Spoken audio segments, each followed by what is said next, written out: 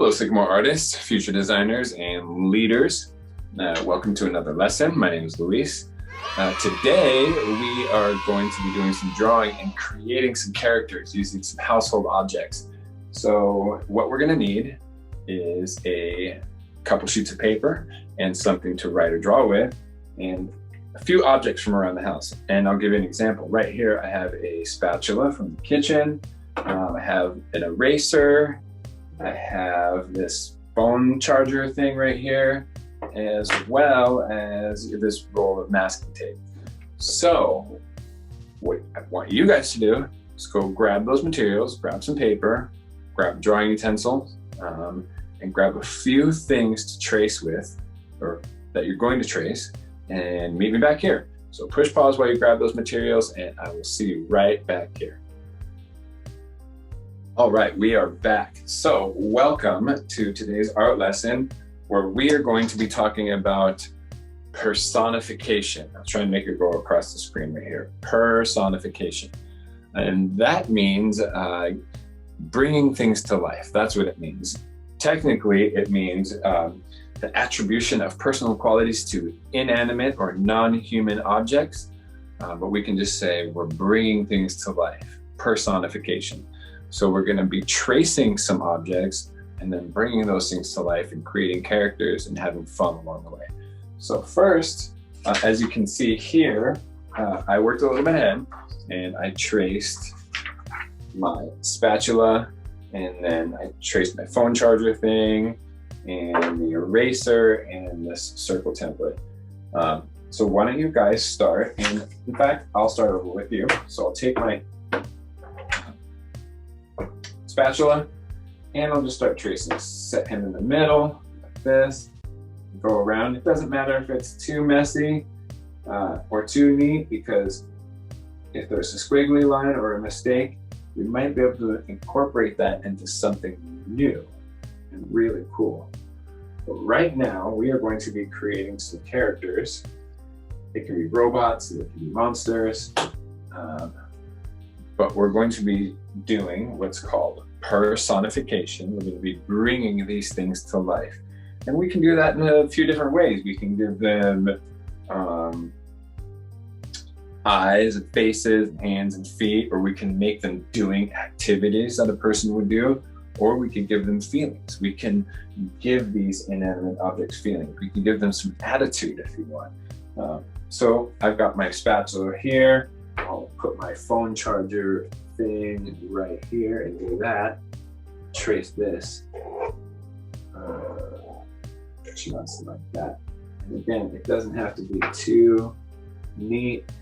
In fact, if there's a couple weird mistakes, that might be cool, because I like to incorporate the mistakes in the squiggly lines. I'll put my circle here. Just draw that, and I'll take my eraser and I'll trace right here.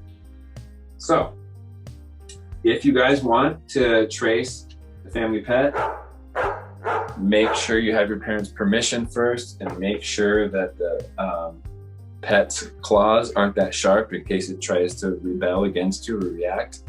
I tried it before. It wasn't successful, or wasn't as successful as I thought. It's kind of hard to trace an animal that doesn't want to be pinned down and traced on paper. But if you guys want to do it and are open to the challenge, I'm here for it. And if your parents are with it, you know, go for it. I don't want to hold you back. I'm here to empower you.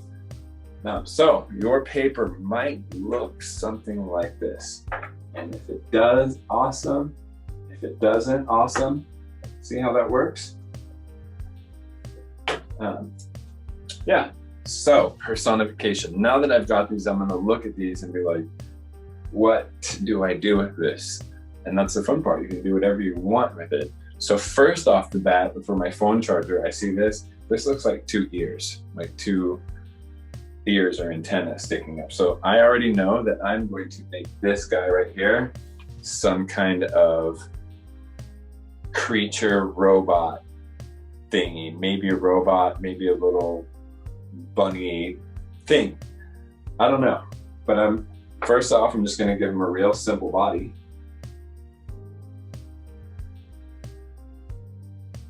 Like that. And I'll make him have a long mouth like this, and then I'll give him a saber tooth sticking out right there at the end, and then a snaggle tooth right here on this side. And excuse me. And then right here, I'll give him, you know what? I'll give him some rectangle eyes, and he's looking to the side this way. And then I'll give him just a little nose like that. And there's my first little bunny bot creature. And you know what? I'm gonna call him Bunny Bot. Because why not Bunny Bot? And that is how we bring things to life. He's got, first he started as this, and then I traced it, and now he's Bunny Bot, and he's a little bit upset because he has to go to bed and it doesn't want to, you know, but gotta go to sleep, you know, gotta wake up for school in the morning. And I know some of you might not like to go to sleep at your bedtime, but you have to. Next, I'm gonna look at this thing right here, and you know what? I could make so much out of the circle, but I think I'm gonna make this like, so I got Bunny Bot here. We can make anything, but for me, I'm gonna make the circle like a balloon boy who's just floating in the wind. And you know what? For extra fun, he's holding a balloon too. How about that? So there's a balloon boy holding a balloon, and he's just, you know, he's happy. So we'll make him right here. He's so happy to just be floating around holding a balloon.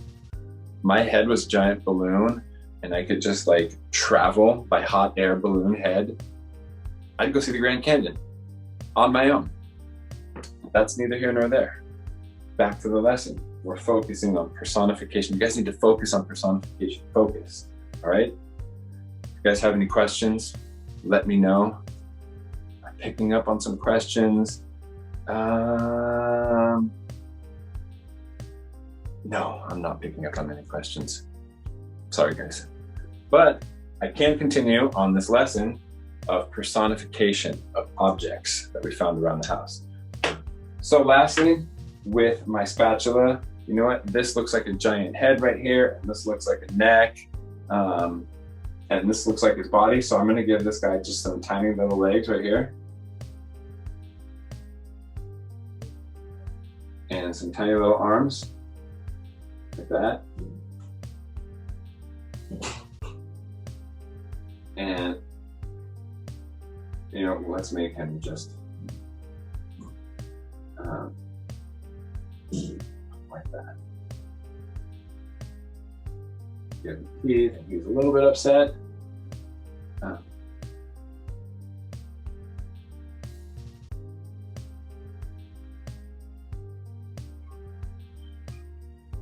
And there we go. And he's like, there's so much work to do in the kitchen.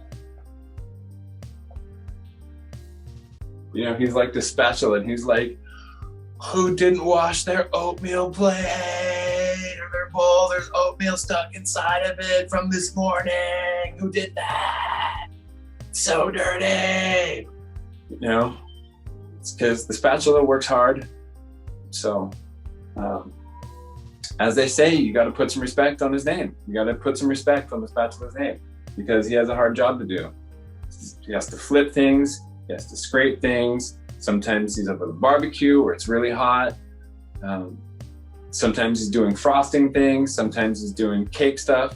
So really, what it comes down to is you got to take anything you can find around your house, lay it down on the paper, take a pen, pencil, trace around it, and then have fun with that object. Doesn't have to be serious. You can make it whatever you want it to be. So I got Bunny Bot, Balloon Boy, and then this is Spatula Man.